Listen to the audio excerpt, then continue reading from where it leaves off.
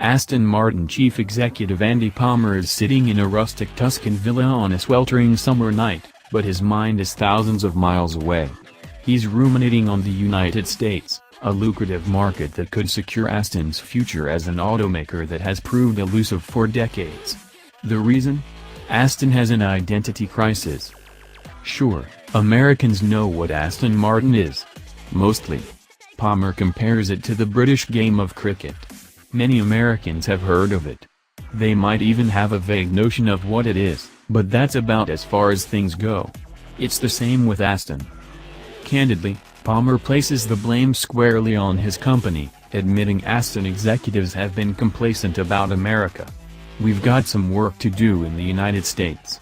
I think we have assumed that you guys get it because you speak our language," he told a group of mostly US journalists at the launch of the 2017 DB11. "That ends now," Palmer said, and Aston's plan to fix the problem will come into sharper focus with the launch of the DBX crossover for 2019. The utility vehicle was designed for an American buyer because the US market is SUV heavy. The target consumer? Someone named Charlotte, a 42-year-old from Southern California. Palmer describes her as someone who wants an elevated ride height and functionality.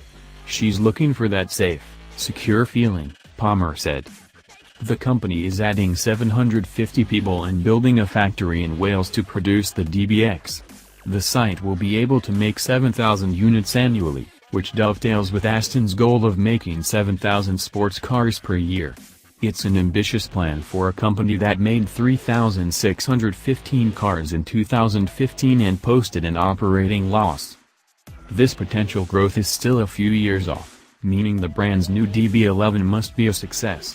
Early signs are trending well, and Aston had taken 2,000 orders by the end of June.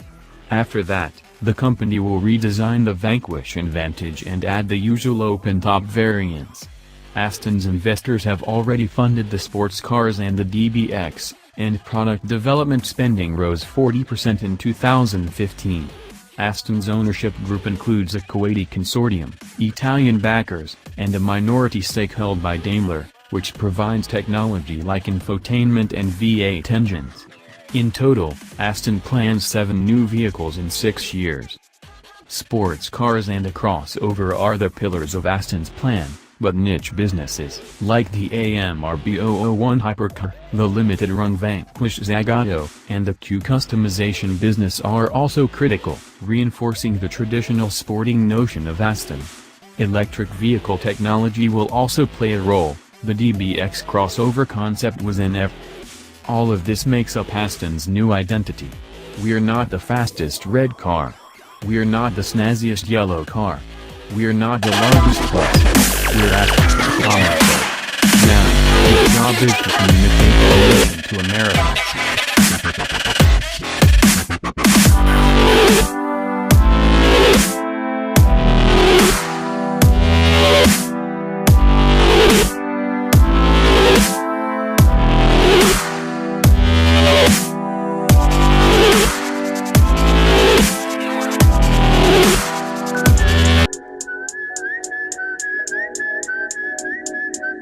Rob Stone, 2 damn phones, Babylon's came.